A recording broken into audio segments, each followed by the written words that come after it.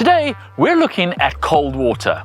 The only thing you should do with cold water, in my opinion, maybe drink it on a hot day. But a lot of people choose to immerse themselves in it, even swim in it.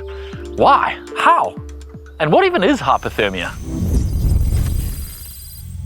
Cold water immersion has become something of a cultural phenomenon in the last few years, but it's not without its risks. Hypothermia is a dangerous condition where the core temperature of a person has dropped below safe levels. The human body can only function in a very narrow temperature range, around 37 degrees Celsius, and hypothermia results from temperature drop below 35 degrees Celsius. When your body temperature drops, your heart, your nervous system and other organs can't work normally. If left untreated, hypothermia can actually lead to failure of your heart, your respiratory system, and potentially can be fatal. Because of this, the human body has a lot of mechanisms to prevent your core temperature from dropping too much.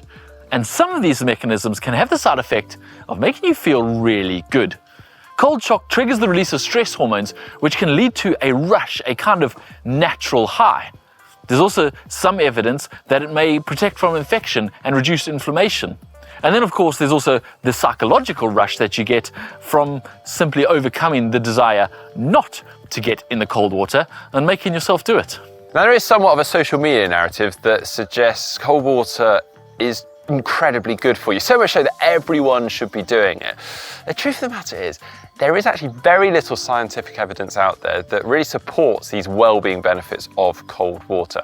However, we do understand that some people find it incredibly exhilarating. They can't get enough of it.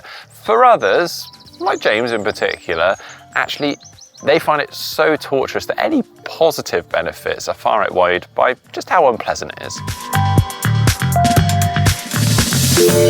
If you are someone who believes in the benefits and you're going to voluntarily expose yourself to cold water, or if you're a triathlete and you're going to be exposed to cold water either in your training or your races, how do you stay safe? And how do you know when enough is enough?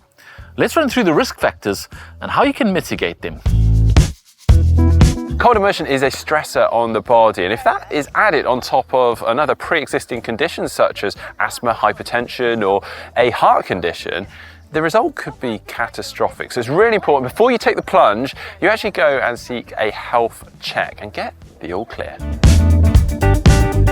As we have said, getting too cold can be really dangerous, but your body's protective mechanisms are pretty good, and they'll delay cooling for 15 to 30 minutes before you get hypothermic. But there are a few things you should be aware of. Firstly, you can still get hypothermic even though you're wearing a wetsuit, especially a swimming or triathlon wetsuit, which is designed more for speed and less for keeping you warm. But any wetsuit really will only delay cooling, it won't prevent it. And secondly, your core temperature can continue to drop long after you get out of the water, for up to 30 minutes. Just because you're out of the water doesn't mean you're out of danger. This is called the afterdrop. Now, afterdrop is when you are colder, around 10 minutes or so after actually initially getting out from the water. Now, this isn't actually due to your capillaries opening up and flooding your body with cold blood. Your body's actually very good at limiting this blood flow until it is warm. It's actually due to simple thermodynamics. So when you've been in the cold water, your muscles, your fat and connective tissue will have got very cold. Now, as they try to warm up, they're actually going to draw some heat from your core to try and equalize and bring that temperature up. So you should expect actually 10, even up to 30 minutes after getting out from the cold water for you actually to feel rather cold. Now, a way in which you should counteract this is as soon as you get out from the water, dry yourself off, put some dry and warm clothes on, and get yourself a nice warm drink and sit somewhere dry and sheltered. It's not actually uncommon to begin shaking well after getting out from the cold water. Now we come to the real risks of cold water, starting with cold shock. When you first get into cold water, your body has a series of involuntary responses known as cold shock. The first one being an involuntary gasp reflex. Now, normally this is okay, but if your head is already underwater or a wave is already over your head, this can lead to you gasping a lot of water in, and you don't need to swallow too much for it to be a bit of a problem. Immediately following this cold gasp is a period of hyperventilation. This also is involuntary. It is almost impossible to control. And The feeling of involuntarily hyperventilating can lead to a feeling of panic. This also leads to people making their body more upright and getting them into a far less buoyant position, further complicating the risks involved in the cold shock. The best way to deal with all of this cold shock is to get into cold water gradually.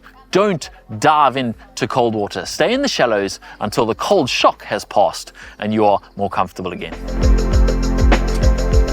So this happens when you get too cold. So what happens is you may jump in, initially feel quite cold for the first couple of minutes, and then suddenly you start to feel rather pleasant. So you embark on swimming a bit of distance, maybe across a lake or further, and then suddenly the cold sets in again. So what happens here is suddenly, as you get cold, your body is shunting that blood, the warm blood, to your core and to organs to keep them warm. In doing so though, that blood is not going to your muscles and working through your muscles quite as efficiently. So suddenly you're starting to lose the power in your muscles, in your limbs.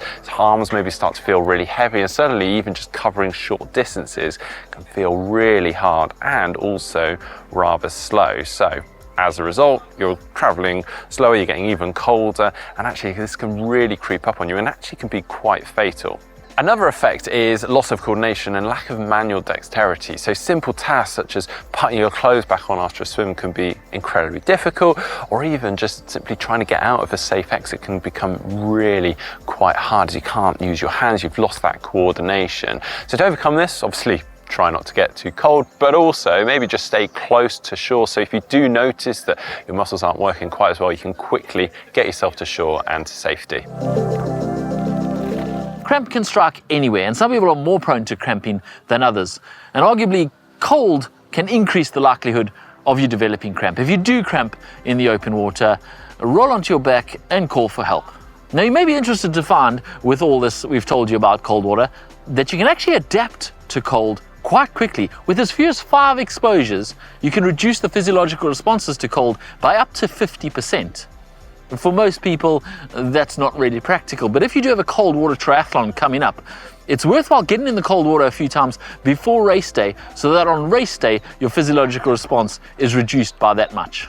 But outside of that, cold water benefits are personal. For some, they may feel better, they may feel healthier from it. For others, they may not. It's also worth pointing out that most of these physiological benefits actually will happen in the first 1 to 2 minutes, such as the release of hormones and that rush of adrenaline. Beyond that, the risks become greater. Actually, the longer you spend in the water, the greater the risk, actually with very little additional benefit.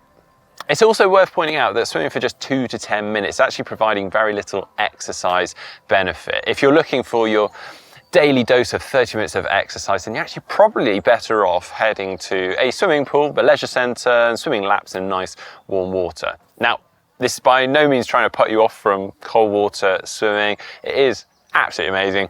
It's a lot of fun, but with the popularity of it growing, we just want to make sure you've got the facts and you're nice and safe out there. Are you an advocate of cold immersion and cold water swimming? Let us know in the comments section down below. If you enjoyed today's video, give it a thumbs up, give it a like, and see you next time.